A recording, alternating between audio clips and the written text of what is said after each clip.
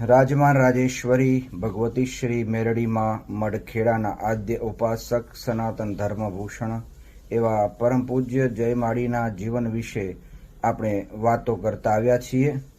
એમના જીવનના અનેક વિશેષ પ્રસંગો આપણે એક પછી એક જોવાનો પ્રયત્ન કરી રહ્યા છીએ। હાલ આપણે જોયું કે પરમ પૂજ્ય માળી મેરડીમાં મઢ સેવા પરિવાર ખેડા ઇન્ટરનેશનલ અને તેમના વિવિધ કાર્યો સાથેની સેવાકીય પ્રવૃત્તિઓ વિશે આપણે જોતા રહેલા છીએ। ખાસ કરીને જે પણ વ્યક્તિઓએ નવા હોય, જાણતા ના હોય અને આ વિશે માહિતી ના હોય તેવા વ્યક્તિઓને ખાસ નમ્ર વિનંતી છે કે મેરડીમાં મઢ ખેડા એ ગુજરાત રાજ્યના ખેડા જિલ્લાના ખેડા નગરની અંદર આવેલું આ એક પવિત્ર યાત્રાધામ છે। પરમ પૂજ્ય માળીની સેવા શિવ શક્તિની ભક્તિના પરિણામ સ્વરૂપ અહીંયા આગળ નિત્ય સેવાકીય પ્રવૃત્તિઓ ચાલે છે। ખાસ કરીને પરમ પૂજ્ય માળીનું જે જીવન છે એ પ્રાણી માત્રના કલ્યાણ માટે એમનું જીવન સમર્પિત રહેલું છે। આપને જણાવતા આનંદ થાય છે કે પરમ પૂજ્ય માળીએ પોતાના જીવનની અંદર ખાસ કરીને ગાયોની સેવાને પ્રાધાન્ય આપ્યું છે।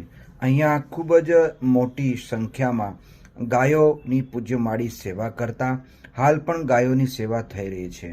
પરમ પૂજ્ય માળી દ્વારા ગીર ગાયોનું પણ સંવર્ધન અહીંયા કરવામાં આવેલું છે અને ગાયોની પવિત્રતા અને એનું પાવિત્ર્ય જોવું હોય તો આપણને ખેડા ખાતે માં ભગવતી મેરડી માની ગૌશાળામાં આપણને જોવા મળશે। પૂજ્ય માળીનો પશુઓ પ્રત્યેનો જે પ્રેમ, ગાય, ઘોડા, હાથી આ દરેક મૂંગા પશુઓની પૂજ્ય માળી જાતે સેવા કરતા વહેલી સવારે 4:30 વાગ્યાથી લઈ અને નિત્ય 8, 8:30 વાગ્યા સુધી 4 કલાક કન્ટિન્યુઅસલી ગાય ઘોડાઓને જાતે નવડાવવા, એમની સેવા કરવી, ખવડાવવાનું આ તે બધું જ કાર્ય પૂજ્ય માળી જાતે કરતા હતા। માણસો દ્વારા પણ આ પ્રવૃત્તિઓ ચાલતી હાલ પણ તેમના સુપુત્ર ચિરંજીવી વિપુલભાઈ દ્વારા આ કાર્યને આગળ ધપાવવામાં આવી રહ્યું છે। ખાસ કરીને ગાયની સાથે સાથે જાતવાન ઘોડાઓ મેરડીમાંની આ ગૌશાળાની અંદર આપણે જોઈ શકીએ છીએ। પૂજ્ય માળીને ત્યાં એકથી એક ચડિયાતી ઘોડીઓ, ઘોડાઓ એનું પણ અહીંયા આગળ સંવર્ધન કરવામાં આવતું હતું અને ખાસ કરીને આ ઘોડા એટલા બધા જાતવાન અને તેજવંત ઘોડાઓ પૂજ્ય માળી ઘોડાની દરેક વસ્તુને પારખતા હતા, એમની ભાષાને સમજતા હતા। પૂજ્ય માળી જ્યારે પણ ગૌશાળાની અંદર પોતાનો પગ મૂકે એટલે ઘોડાઓનો હણહણાટ અને ગાયો જ્યાં હોય ત્યાંથી દોડીને પરમ પૂજ્ય માળીના પગ આગળ આવી જતી।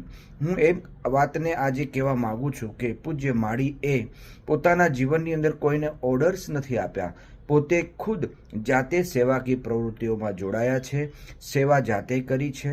દિવસ દરમિયાન 18 કલાક એમણે કામ કર્યું છે અને તેના પરિણામ સ્વરૂપ આપણે જોઈ શકીએ છીએ કે સંતના સંતપણા નથી મફતમાં મળતા, એના મૂલ ચૂકવવા પડતા। સંતના સંતપણા નથી મફતમાં મળતા।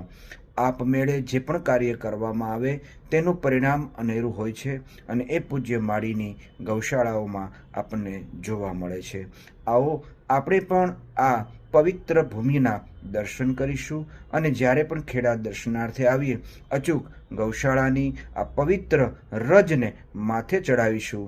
એ ભાવના સાથે આજની આ વાણીને હું અહીંયા વિરામ આપું છું। ફરીથી આવતીકાલે આપણે વિશેષ વાત લઈને મળીશું।